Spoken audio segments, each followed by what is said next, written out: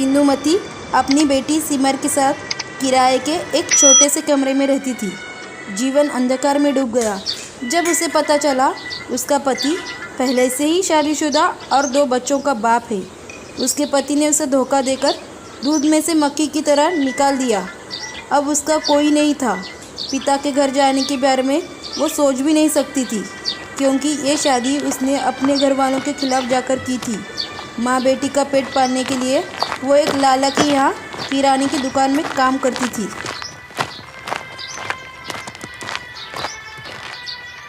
लाला जी, 5,000 रुपये में घर का खर्च नहीं चलता।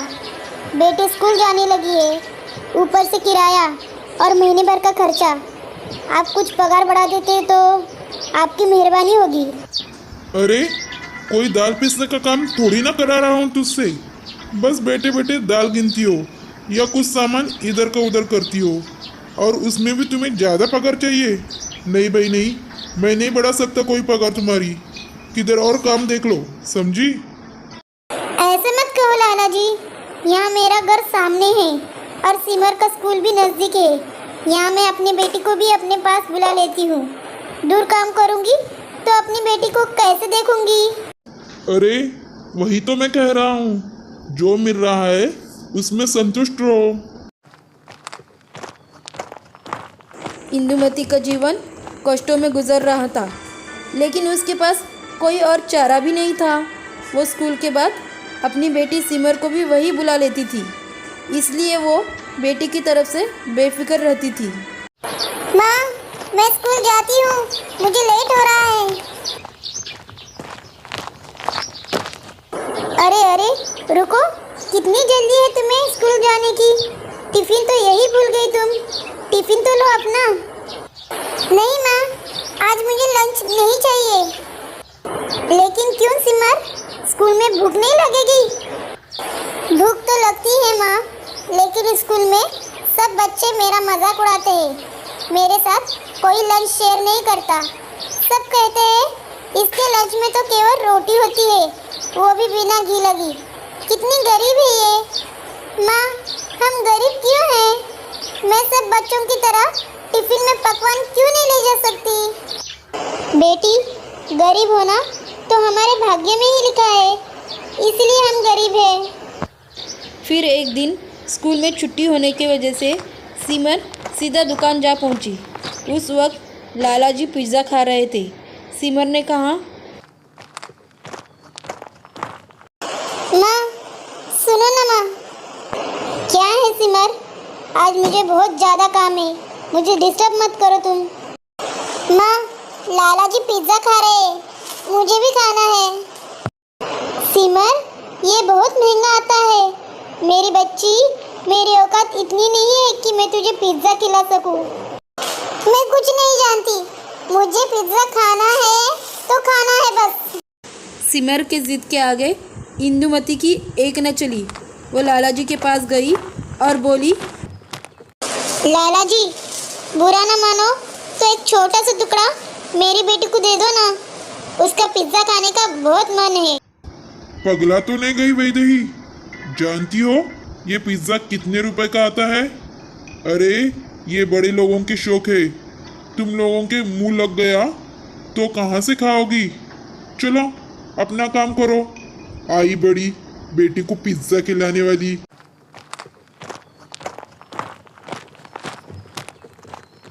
इंदुमती बहुत परेशान हो गई और इतना सा मुँह लेकर सिमर को देखने लगी। माँ, लाला जी ने पिज़्ज़ा नहीं दिया ना? काश हमारी भी एक पिज़्ज़ा की दुकान होती। ज़्यादा मत सोचो सिमर, मैं तुम्हें कल पिज़्ज़ा खिला दूंगी। जब तक घर जाने का समय नहीं होता तब तक स्कूल का काम कर लो। सिमर कभी स्कूल के किताबों में देखती तो कभी ललचाई आंखों से लाला जी को पिज़्ज़ा खाते हुए देखती। तभी लाला जी के पिज़्ज़ा में बाल आ गया। वो गुस्से में बोले, शी, जब से पिज्जा खाना शुरू किया है तब से इसकी नज़र मुझ पर टिकी है। ज़रूर इसी की टोक लगी होगी, तभी पिज्जा में बाल आ गया। अब इसे फेंकना पड़ेगा। लाला जी ने पिज़्ज़ा फेंक दिया।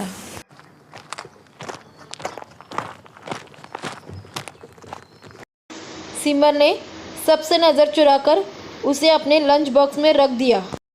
अच्छा हुआ लाला जी चले गए, नहीं तो मुझे पिज्ज़ा रखते हुए देख लेते।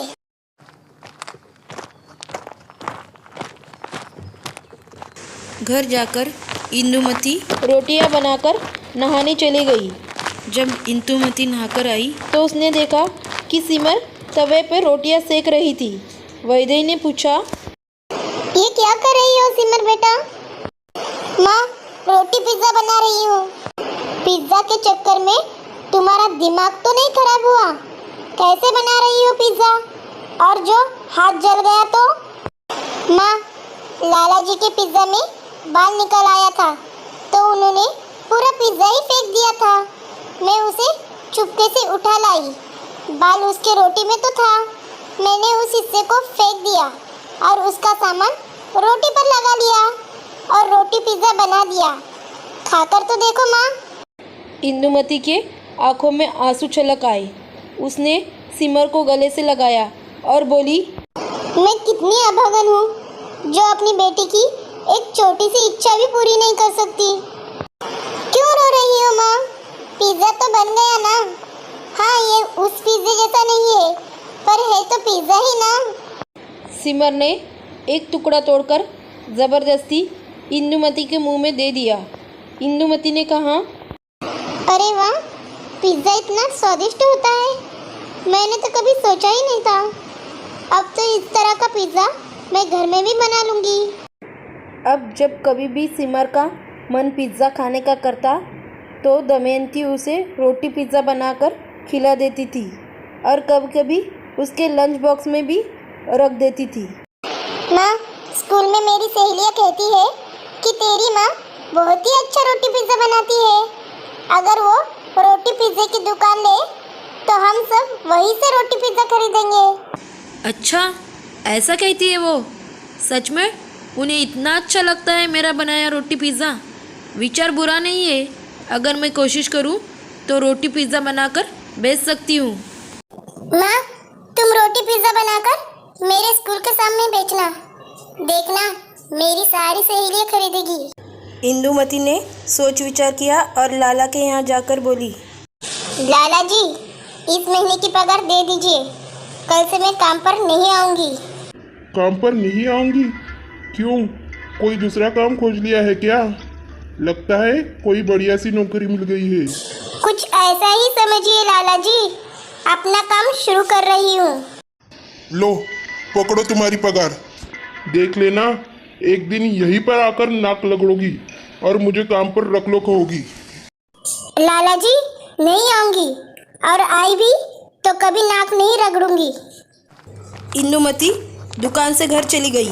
वो पूरे महीने की खर्च की परवाह न करते हुए पिज़्ज़ा बनाने का सारा सामान ले आई। हे परमात्मा, मुझे हिम्मत देना ताकि ये काम मैं अच्छे से कर सकूं। इंदुमती ने रोटी पिज़्ज़ा तैयार किया और एक थैले पर स्कूल के सामने खड़ी हो गई। जब स्कूल की छुट्टी हुई तो स्कूल के बाहर रोटी पिज़्ज़ा देखकर बच्चे बहुत खुश हुए और अपने माँ बाप से रोटी पिज़्ज़ा खाने के लिए ज़िद करने लगे। पहले दिन कुछ बच्चों ने रोटी पिज़्ज़ा खाया। अगले दिन और बच्चे भी घर से पैसे लेकर आए और पिज़्ज़ा खाया। देखते ही देखते स्कूल के साथ साथ वहाँ से गुजरने वाले लोग भी रोटी पिज़्ज़ा खाने लगे। कुछ ही दिनों में इंदुमती का काम अच्छे से चलने लगा। दूर दूर तक उसके रोटी पिज़्ज़ा की तारीफ होने लगी। एक दिन उधर से लाला जी गुजर रहे थे। वो इंदुमती को रोटी पिज़्ज़ा बनाता देखकर वहाँ पर रुक गए और बोले, अरे वाह इंदुमती, ये क्या, तुम पिज्ज़ा बेचने लगी? लाला जी, एक पल इंसान के लिए सबक बन जाता है। मेरी बेटी की एक चाह ने मुझे मंजिल दिखाई और मुझे यहाँ तक पहुँचा दिया। कम से कम आपके सामने मुझे नाक रगड़ने की आवश्यकता तो नहीं पड़ी। लाला जी अपना समूह लेकर वहाँ से चले गए। समय गुजरता रहा और इंदुमती का रोटी पिज़्ज़ा दिनों दिन उन्नति करता रहा। एक बार एक होटल के मालिक अनुराग को उसके रोटी पिज़्ज़ा के बारे में पता चला। अनुराग ने उसे पूछा, आपने ये काम कैसे शुरू किया? क्या आपने ये काम कहीं से सीखा था? हाँ, वो वो जिम्मेदारियों में कुछ सीखना नहीं पड़ता, बल्कि जिम्मेदारियाँ सब कुछ सिखा देती है। मैं तुम्हारे हौसले से बहुत प्रभावित हुआ हूँ। क्या तुम मेरे होटल में काम करोगी? इंदुमती बहुत खुश हुई। उसने हाँ कह दी। अब इंदुमती अनुराग के होटल के लिए रोटी पिज़्ज़ा बनाने लगी। सालों के मेहनत के बाद इंदुमती की मेहनत ने अनुराग के होटल को बुलंदियों पर पहुंचा दिया। इंदुमती, तुम्हारे रोटी पिज़्ज़ा की सफलता ने आज तुम्हें इस मुकाम पर पहुंचा दिया। तुम्हारे बिना मैं और मेरा काम दोनों अधूरे हैं। क्या तुम मुझसे शादी करोगी?